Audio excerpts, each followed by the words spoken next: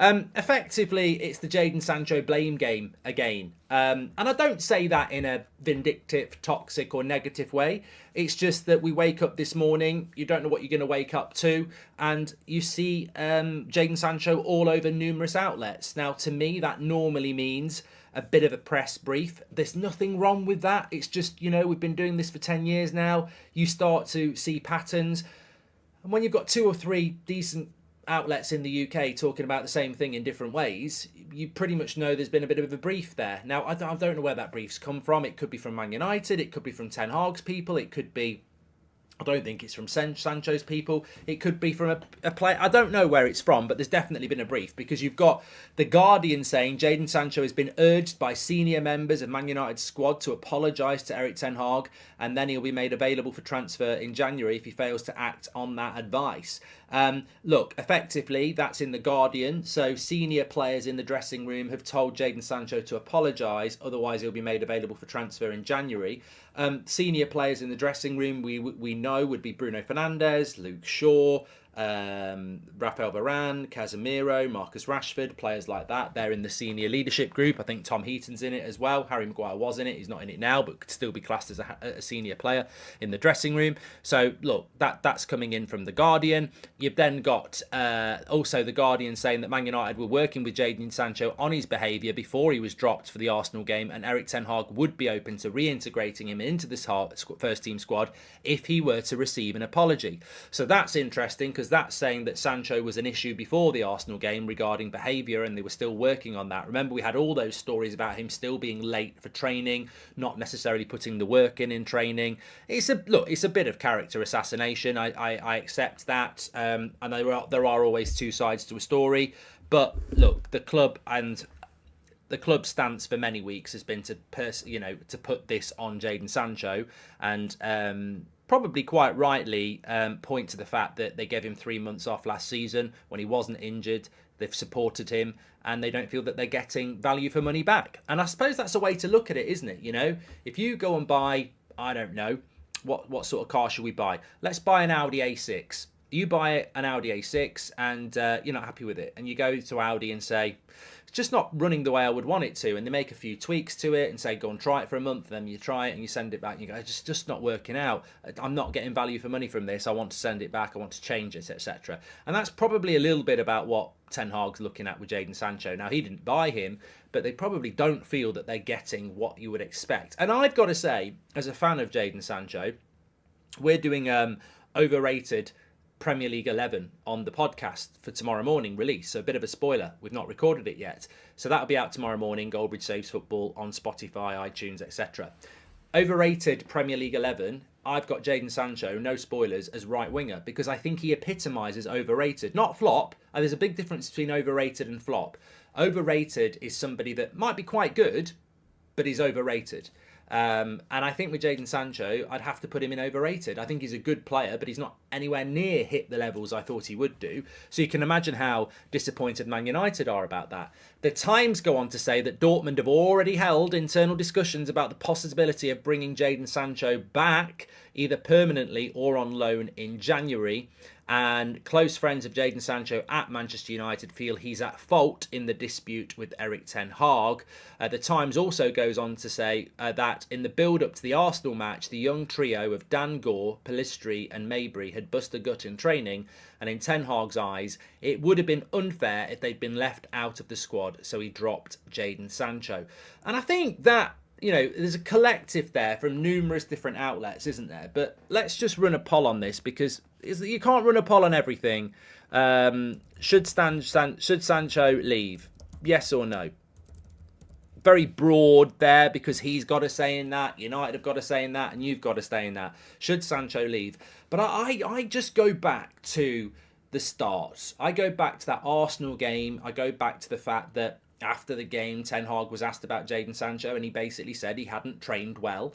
And Sancho put the statement out publicly on his Twitter, and that's where it all started. You go back to that, and look, where's that come from? Where's that story come from that Gore, Pellistri, and I forget who the other player was. Was it Garnacho or somebody? Mabry, wasn't it? They trained better than him in the week before, so he dropped him. I mean, I don't care whether Gore, Mabry and Pellistri were on the bench or not. The fact that those three trained better than a senior professional would be enough to drop him anyway. And I think that's where people lose sight of what happened here. Manager drops player because he doesn't think he's worked hard enough in training. Goldbridge doesn't get pay rise when he was working in the banking world because boss feels that other people deserve it more than him. I'm going to be bloody pissed off. But the boss has said no. I've got two choices: get my head down and work hard, or, go public and basically destroy everything. I think Sancho made the bad choice. I get his frustration. Maybe he thinks he did work hard. Maybe he thinks there is favouritism there. But his reaction was childish. To go public about that so quickly was childish and unprofessional. And that is why there are players in that football club who are his friends who are apparently saying you're in the wrong. And you need to apologise. Unfortunately, it's so hard to understand the personalities in this game without knowing the personalities. But it appears, and look, maybe there'll be a response from Sancho at some point and we will get that other side. And we must always be open to that other side, by the way. There's always another side. But at the moment, it does appear that Sancho's reaction to that on public social media was poor.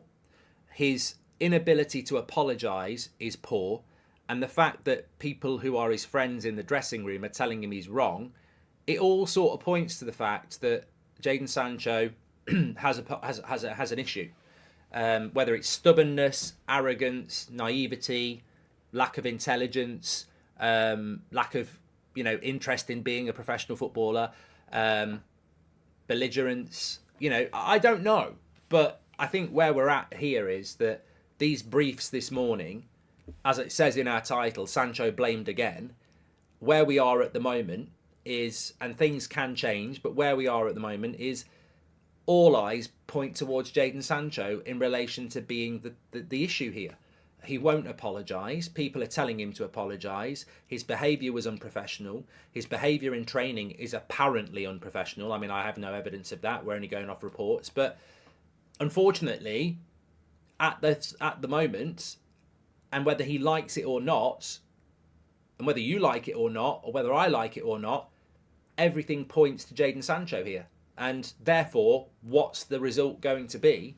Well, maybe if Dortmund will take him on loan, that's fine, but we'll still end up paying over half of his wages because there's no way Dortmund are going to pay him 300 grand a week.